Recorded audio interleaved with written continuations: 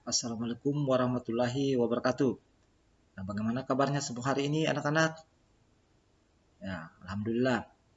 Jadi sebelum kita memulai pelajaran, saya minta satu orang untuk memimpin teman-temannya berdoa sebelum pelajaran dimulai.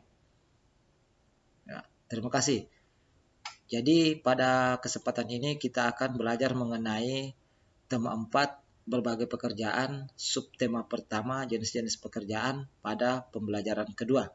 Jadi adapun tujuan pembelajaran yang akan kita capai pada hari ini yaitu yang pertama, setelah mengamati gambar, siswa mampu mengidentifikasi hal-hal yang diperhatikan saat menggambar dengan terperinci.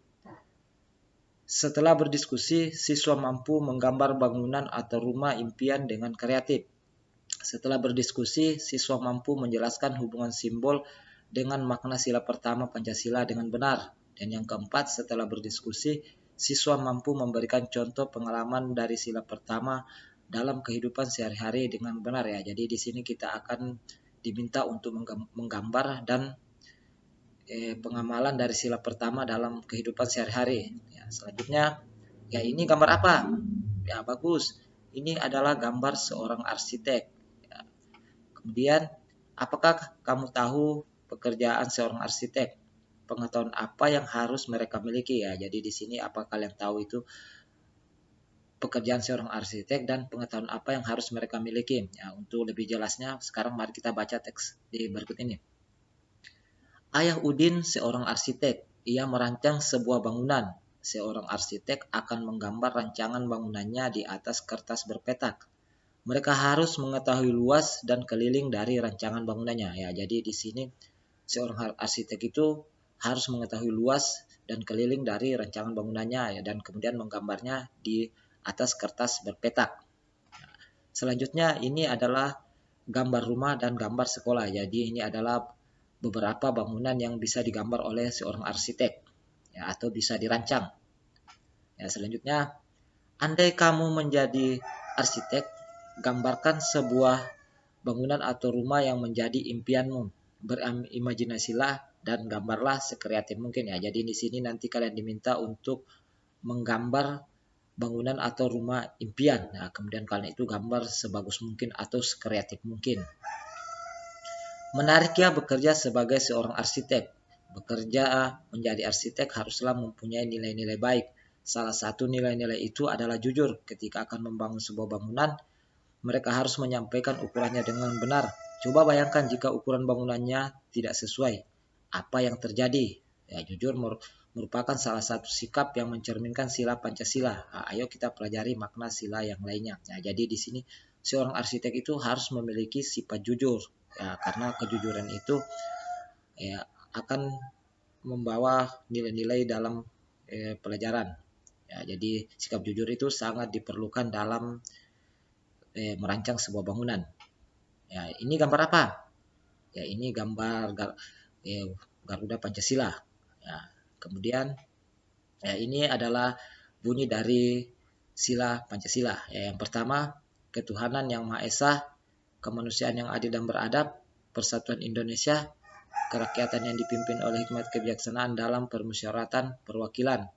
Dan yang kelima, keadilan sosial bagi seluruh rakyat Indonesia. Ya, jadi saya kira semua di sini mungkin sudah hafal semua dari bunyi dari sila Pancasila. Lanjut, makna sila pertama dalam kehidupan sehari-hari ya. Jadi di sini kita akan membahas mengenai makna sila pertama dalam kehidupan sehari-hari. Jadi perhatikan dulu gambar di bawah ini. Ya, ini adalah beberapa gambar contoh penerapan sila pertama Pancasila. Ya, seperti beribadah bersama, ya makan bersama, ya melakukan ya tadi yang melakukan ibadah bersama. Ya, kemudian di sini setiap orang dibebaskan memeluk agamanya masing-masing ya. Jadi kita setiap orang itu dibebaskan untuk memeluk agama kita masing-masing. Lanjut, makna dan contoh dalam kehidupan sehari-hari ya. Jadi di sini makna dari sila pertama. Yang pertama itu percaya adanya Tuhan sehingga setiap warga negara rela untuk diatur ya. Contohnya membina kerukunan hidup di antara sesama umat beragama. Selanjutnya, makna yang selanjutnya setiap orang dibebaskan memeluk agama masing-masing. Maka setiap orang bertanggung jawab untuk taat dengan aturan agamanya. Contoh penerapannya dalam kehidupan sehari-hari, menjalani perintah agama sesuai ajaran agama yang dianut masing-masing. Ya, selanjutnya semua yang Tuhan berikan kepada kita harus dijaga. Contoh penerapannya, menjaga kelestarian sumber daya alam di sekitar kita. Ya, makna yang lain lagi, toleransi antar umat beragama dan sesama umat beragama. Ya, contoh penerapannya, mengembangkan sikap saling menghormati kebebasan menjalankan ibadah sesuai dengan agama dan kepercayaan masing-masing. Nah, jadi ini adalah beberapa makna dari sila pertama dan contoh dalam kehidupan sehari-hari. Ya, contoh penerapannya dalam kehidupan sehari-hari. Ya, selanjutnya ini ada beberapa gambar mengenai penerapan sila pertama. Gambar pertama ini adalah gambar apa? Ya, bagus.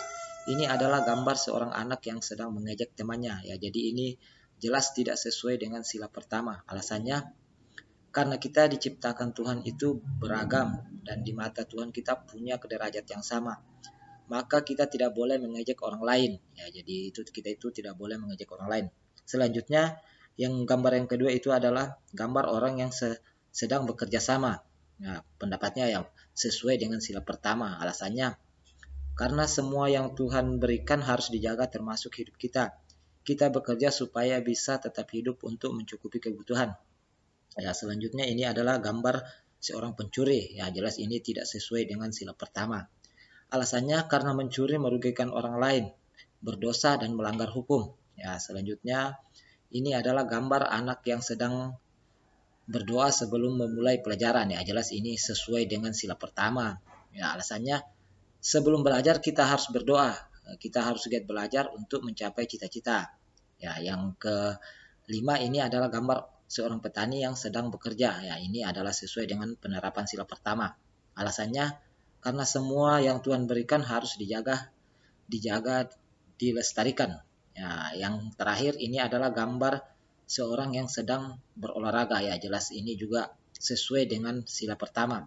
Alasannya karena semua yang Tuhan berikan harus dijaga termasuk tubuh kita. Kita perlu berolahraga agar badan sehat. Ya, sampai di sini ada yang mau bertanya? Nah, tidak ada? Ya, saya kira semuanya sudah paham. Nah, jadi ada yang bisa menyimpulkan mengenai pelajaran yang kita pelajari hari ini? Siapa? Silakan. Iya, bagus.